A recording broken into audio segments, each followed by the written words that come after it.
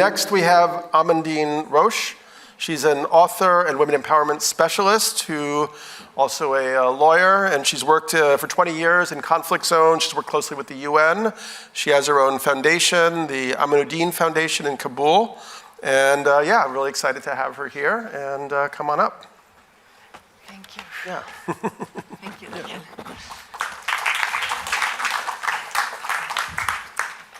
Thank you. So grateful to be with all of you today. Thank you, Magdalena. Thank you, Daniel. Thank you, Loic.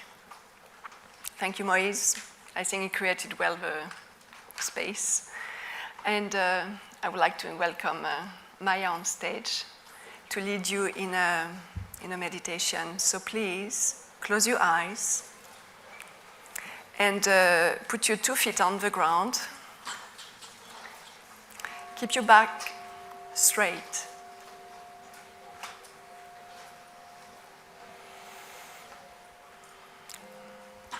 And take a deep inhale. You block. You visualize some roots going down your feet. And you exhale. You exhale the tiredness. You exhale the fear, the anxiety, the anger, the rage.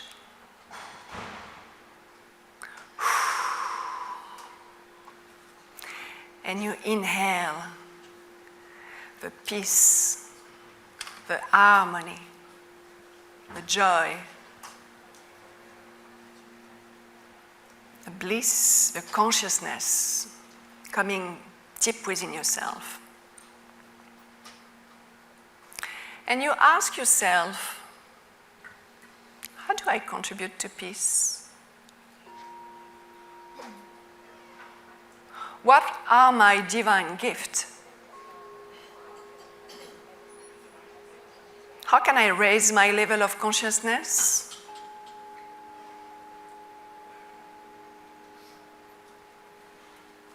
What is my soul mission?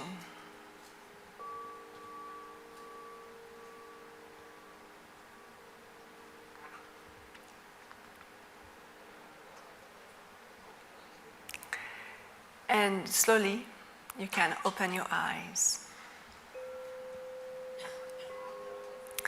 I realized that my life had been a long rite of passage.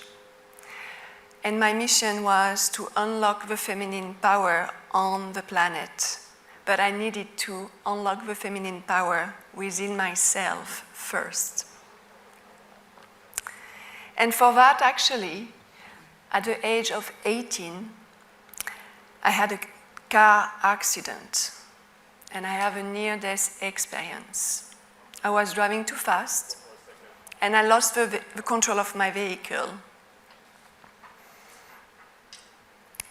Thank you.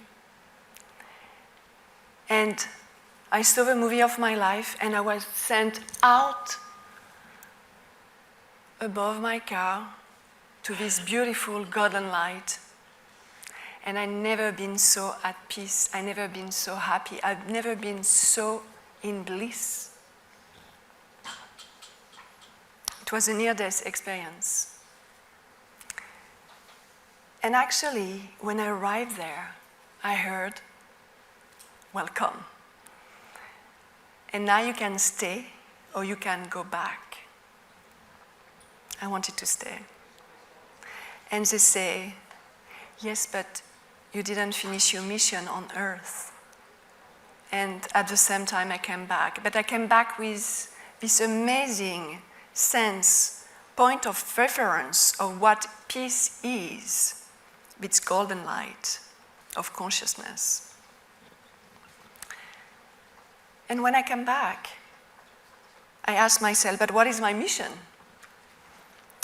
At this time, I was a student at the University of Law, and His Holiness the Dalai Lama, the Peace Nobel Prize, came to give a conference about the violation of human rights in Tibet and the non-violent resistance of a Tibetan. And I say, this is what I want.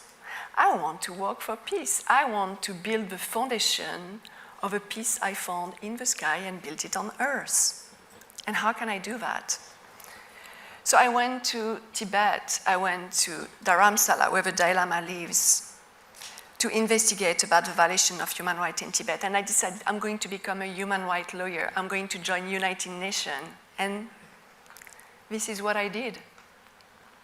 Thanks to His Holiness the Dalai Lama, who really inspired me because he has been working for peace for the last 5 decades.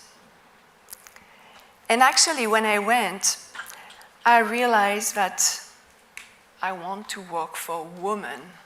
And I joined United Nations in Tajikistan. We were working with the Afghan refugees, and it was during the time of the regime of the Taliban. And when I saw all these women under burqa, I felt the call to go to Afghanistan. So I quit my mission with United Nations, and I decided to go directly to Kabul. And I applied for a visa. And when the minister, the Taliban minister, saw my name on my application, he said, but you know what? You don't need a visa. You are already Afghan. And I said, how is it possible? What do you mean? He said, well, very simple. Your name is Amandine Roche. It's Amanuddin Roche in Farsi. Aman means peace. Din means religion. Roche, joy. You are the happy protector of peace. Allah sent you to Afghanistan. I say, how is it possible? And I say, well, at least it's a sign for me to realize that, yes, I'm on the right path, on my mission. And I decided to work for women in Afghanistan in order to give them back the power that they lost during the Taliban regime. And what we did, we worked on the democratic process where we allow women to be part of the leadership and take power again. And this is how you can see the women answered the call and went back to vote for a new president. And I really love my job. I feel so passionate to give the power back to the woman. I felt like I'm on my mission for peace. But there is a price for that. Working for peace and for the women in Afghanistan, we have been threatened by the Taliban. We received so many death threats, so many bombing, assassination, kidnapping, that after 2 years working there with no protection, I came back home completely destroyed by working for peace. How is it possible? And I have to go on a long healing journey. And I discovered I have a stomach cancer. And the healer told me, you cannot go back to Afghanistan, you need to protect yourself. And I heal myself with Ayurveda, massage, herbs. I don't know if you know this technique, but it was a beautiful one for me. And he told me, if you go, you have to protect yourself. You're an empath. So you act like a sponge, you take all the negativity and toxicity, you cannot go back. So you need to learn how to meditate. So I decided to take my backpack and go to India and meet all the spiritual masters who teach meditation and peace. And this is what I did in 2007. So I went to see the Dalai Lama again. And he said, who are you to work for peace in the world if you are not at peace within yourself first? And I say, that's so true. That's so powerful. Who I am to work for peace in the world if I'm depressed, if I'm anxious, if I'm suffering of burnout and post-traumatic stress disorder. It doesn't make sense. I'm lacking alignment, working for peace and not incarnating peace. It's lacking integrity, indeed. And he said, you know, he said to everybody, not to me, but to everybody, peace is an inside job. It starts within yourself. When you put peace within yourself, you bring peace into your family. And when there is peace into your family, you bring peace in the city. And when there is peace in the city, then peace in your country. And when there is peace in your country, then peace on earth, and not the other way around. So I decided actually to go on a long tour around India and to learn more about what real peace means. And I spent time in Sevagram, in Gandhi ashram, where I took the vows of non-violence, no kill, no deal, no kill, no steal, no lie, no take any intoxicant, and not have any sexual misconduct. And I learned non-violence, ahimsa. I learned the truth, satyagraha. And I spent a lot of time in Amritapuri as well, in south of India, with Amma, the hugging saint. And with her, I learned generosity. I learned unconditional love. I learned charity. With the dilemma, I learned compassion, kindness, and humility. And finally, I met Goenka, the master of Vipassana retreat. I don't know if some of you did it. It changed my life. Maybe you can raise your hand if some of you did it. Yes. Oh, good. And so I went on 10 days meditation retreat with Goenka, in Dharamsala in the forest. And it was a life-changing experience for me. Why? For the one who don't know Vipassana, it's an ancient technique that the Buddha learned under the Bodhi tree in India. And you go on 10 days retreat for 11 hours per day, you meditate. But you cannot read, you cannot write, you cannot have any eye contact, you cannot have access to internet. And guess what? My monkey mind was longing to read, to write, to access to internet, and to connect eyes to eyes with the 200 person who were in the retreat. And so one day I went outside just to wash my hands, and guess what? There was a monkey. And the monkey looked to me into the eyes, and I say, oh, I'm longing so much about connection, and I start to look at the monkey. You should never look at a monkey into the eyes. Why? Because he jumped on me. And he actually took my skirt and went on the top of the trees. And I was just naked outside and running after the monkey and just trying to pick up the monkey. And it was a silence routine, so imagine that. But I realized that I did manifest my monkey inside out. Because my monkey doesn't want to be here and now. He jumps in the past, he jumps in the future, but he doesn't want to be here. And this is here and now, in the present moment, that there is peace.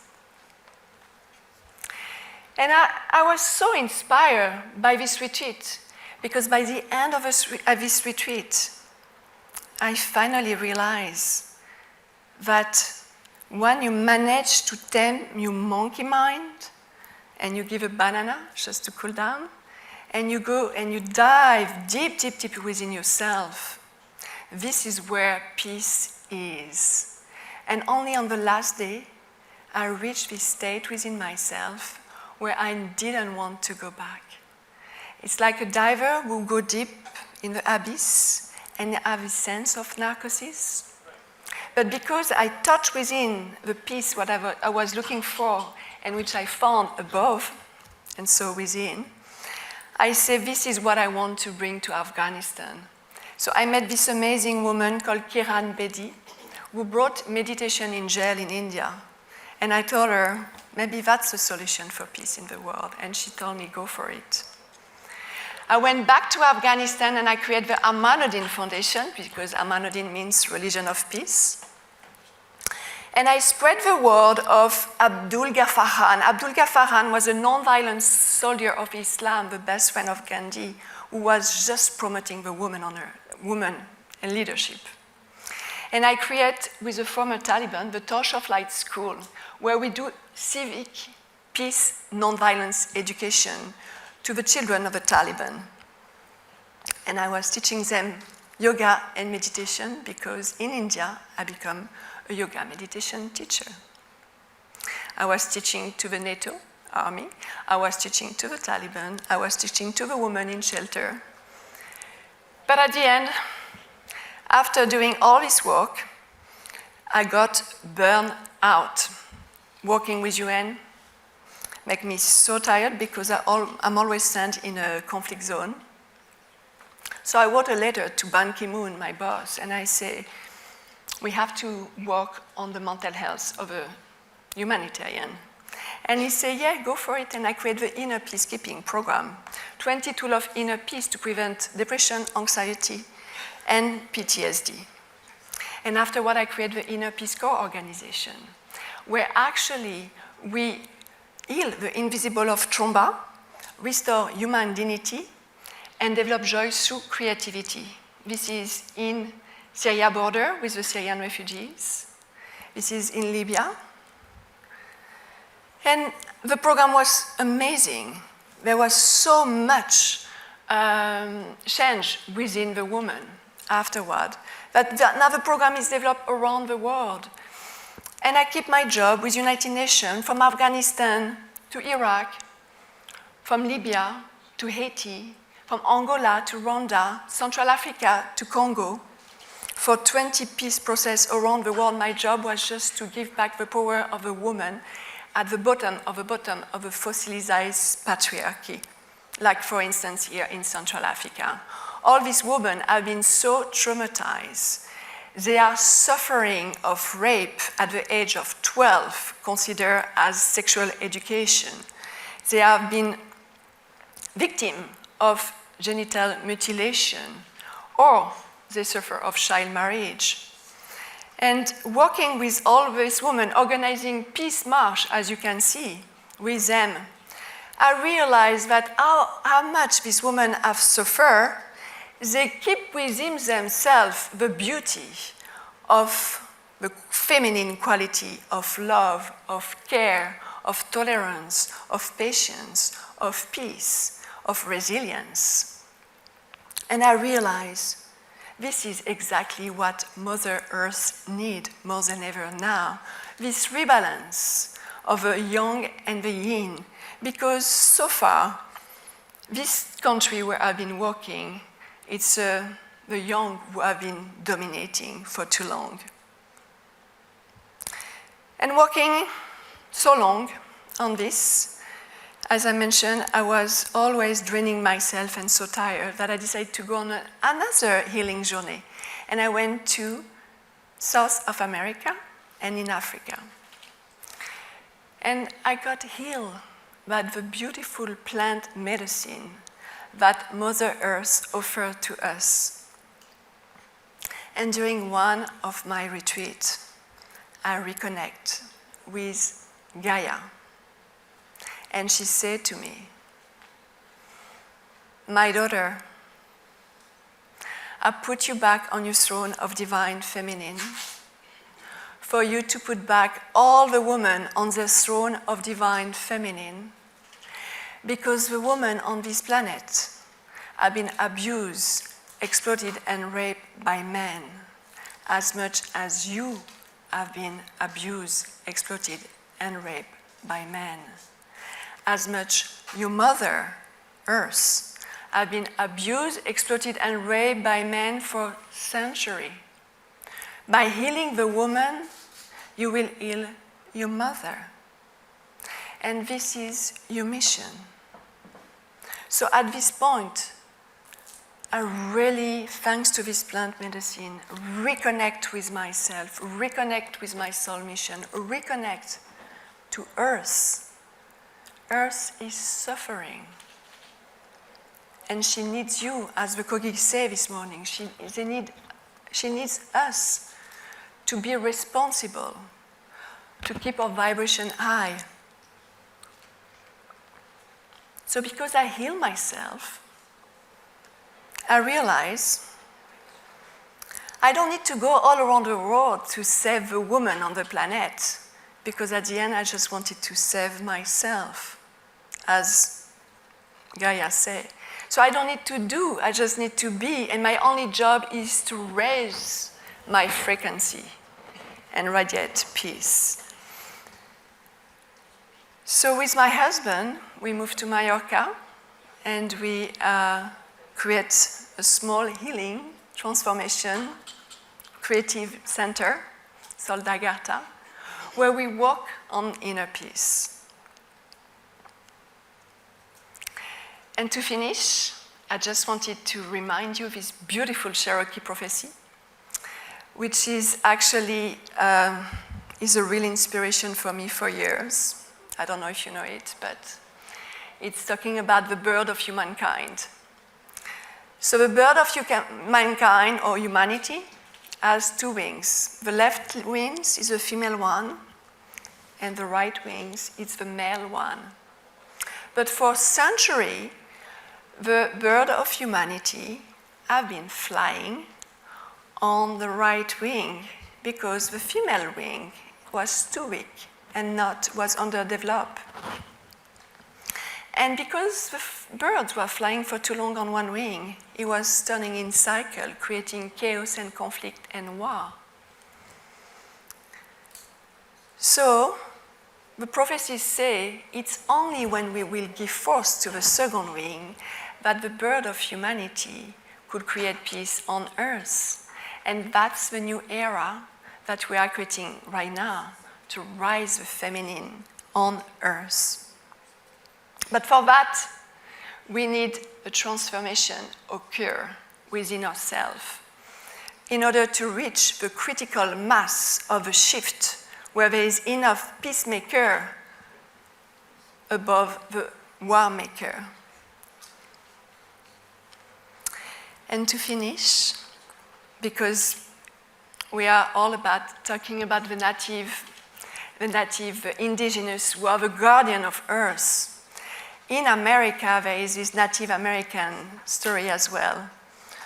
We remind us that Gaia is on fire, Gaia is suffering, and there is so much fire right now on Earth that the forest is burning.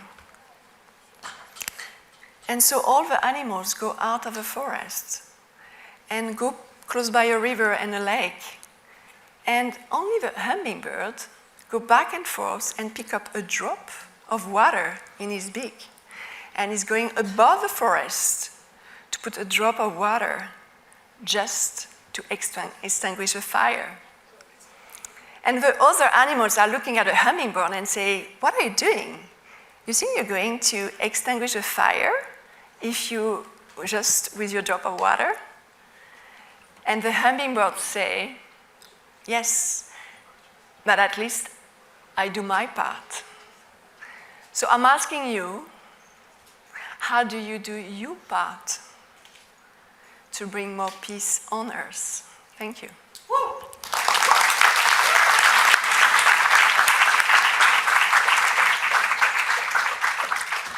Thank you.